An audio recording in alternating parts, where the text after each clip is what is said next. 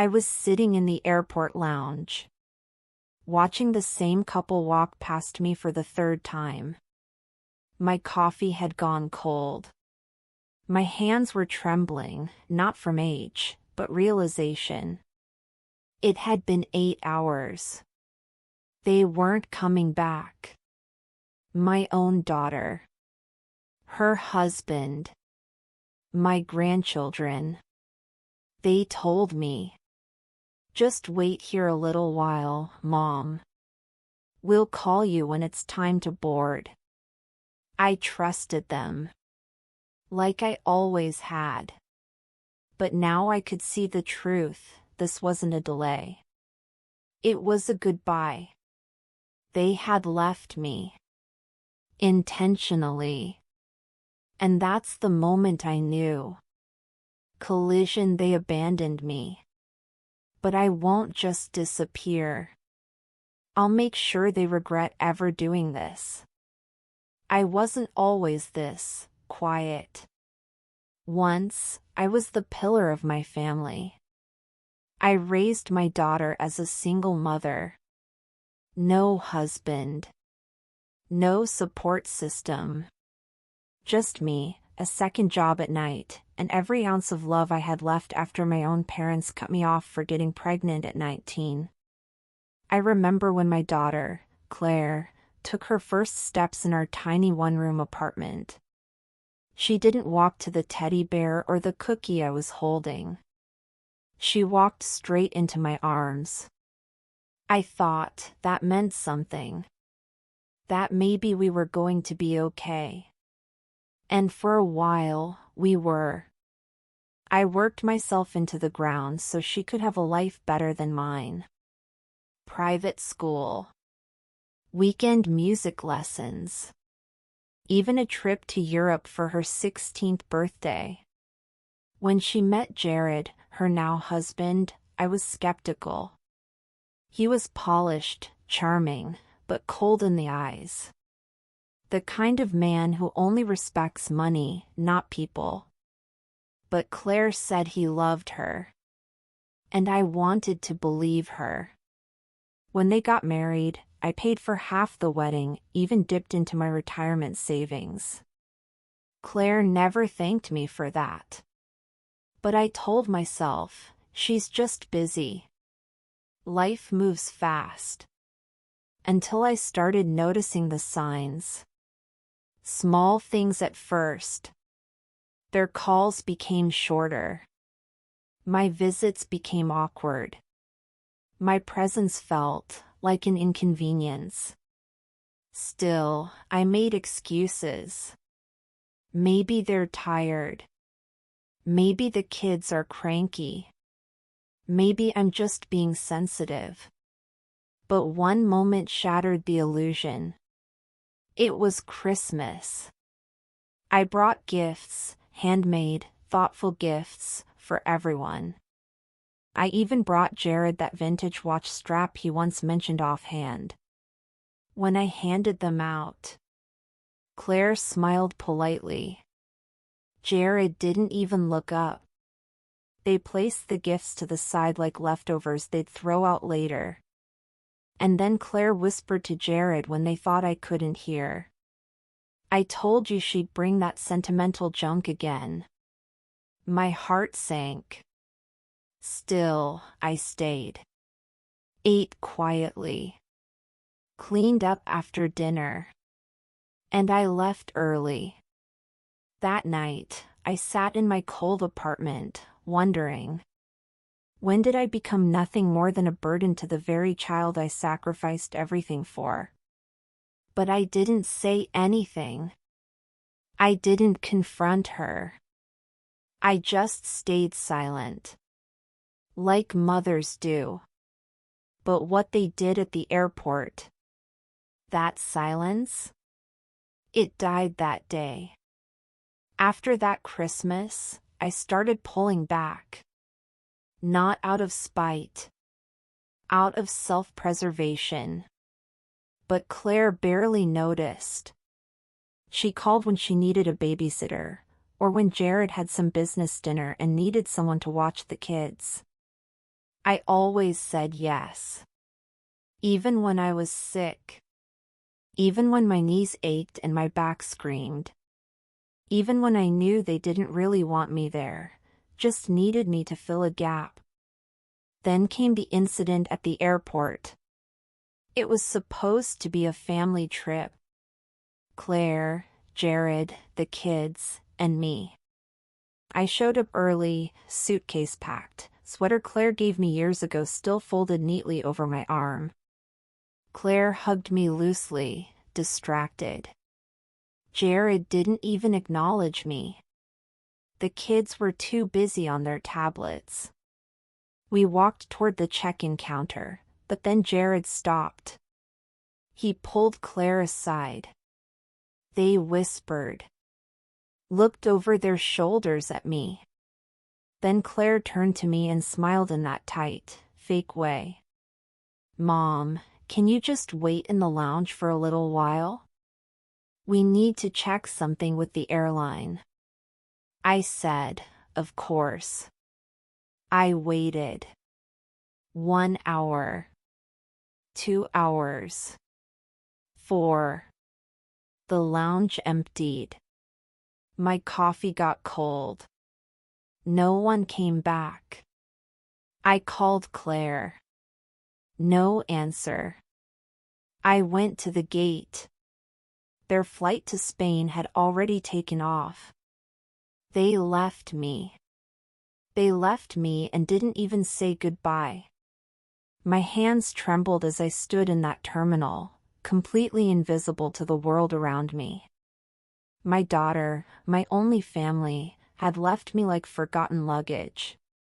I went home alone that night, carrying the crushing realization that I wasn't just unwanted. I was disposable. Still. I told myself maybe something had gone wrong. Maybe there was an emergency. But deep down, I knew. This wasn't a mistake. It was a message. A week passed. Then 2. No apology. No explanation. Just a single text from Claire. Hope you made it home okay. No punctuation. No regret. That was the moment I stopped waiting for them to see me.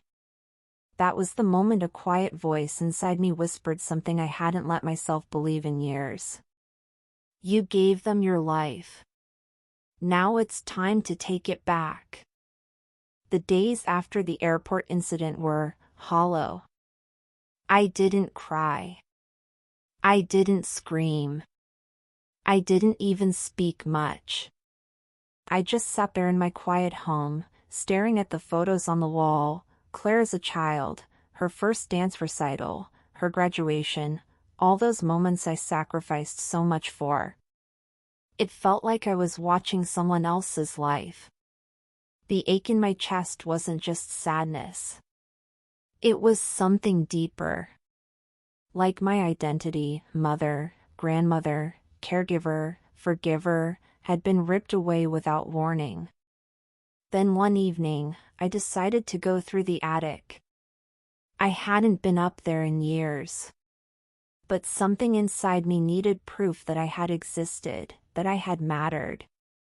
I found the old wooden box Claire had made for me in 2nd grade, painted purple with crooked letters that said "To the best mommy ever." Inside was a letter she wrote at 8 years old. I love you more than the stars. I'll never leave you. Even when I'm big, you'll be my hero. I clutched that letter, knuckles white, and for the first time in weeks, I wept. How had we gone from that to this? Where did I lose her? Was it when I gave too much and asked for nothing? Was it when I allowed myself to become the background character in her perfect Instagram life? Or was it when I made her believe love meant always forgiving, even when it hurt?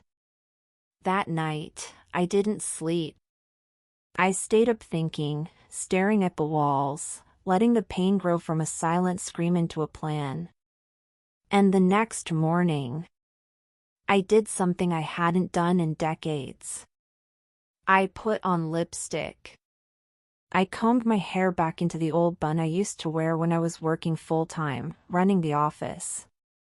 I looked at myself, really looked, and saw not a discarded mother, but a woman who had been underestimated. All these years, Claire had no idea what I had built before her. She didn't know about the investments I made after her father passed. She didn't know I quietly bought shares, small at first, then bigger, in a company her husband's firm was now desperately trying to merge with. She didn't know. Because I never told her. I didn't want to be the kind of mother who boasted. But now it was time to stop hiding. They left me at the airport lounge like baggage. But they were about to learn something very important. I am not the baggage. I am the storm. The morning after my transformation, I made 3 phone calls.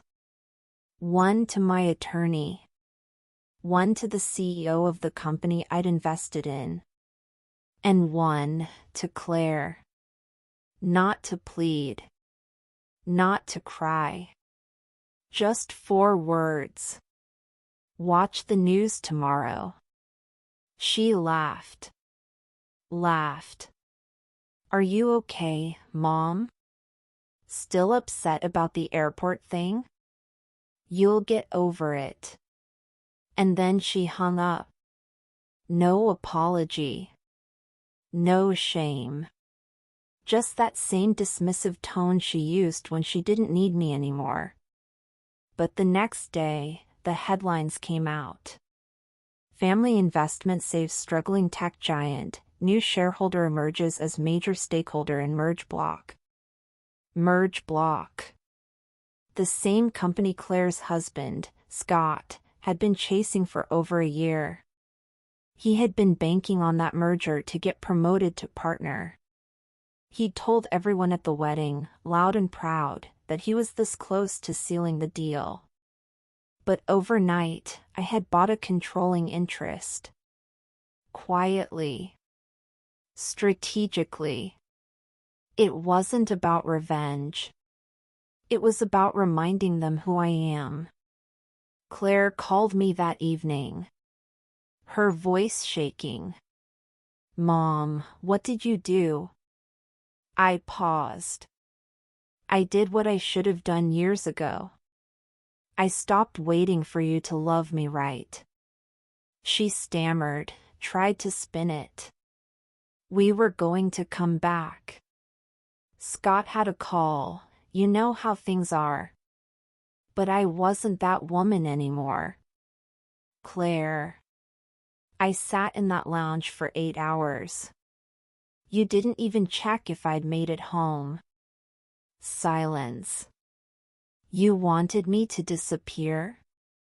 Fine. Now I have. I didn't yell. I didn't cry. I just ended the call with one last line. Tell Scott he should start job hunting. I declined the merger this morning. She screamed into the phone. I felt nothing. No guilt. No satisfaction either. Just closure. The next week, I sent her a box. Inside was the purple wooden one she made in 2nd grade, to the best mommy ever, and the letter that once said she'd never leave me. I didn't leave a note. Because some stories don't need words at the end. They say time heals all wounds. But sometimes, the scars become roadmaps, not back to pain, but to power. I never imagined I'd become the kind of woman who could walk away without looking back. But maybe that's what happens when the people you love most teach you what abandonment feels like. I raised her. I fed her when she cried. I stood outside dance recitals and sat through heartbreaks. And all it took to erase me was a boarding pass and 8 silent hours in an airport lounge. But I didn't disappear.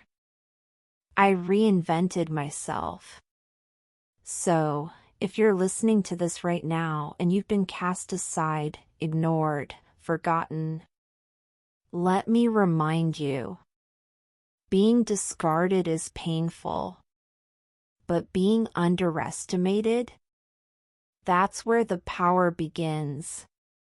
We don't always get apologies.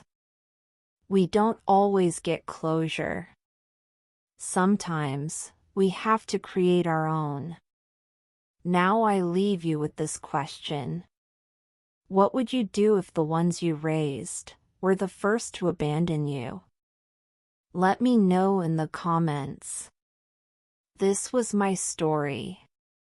And maybe, just maybe, it's yours too.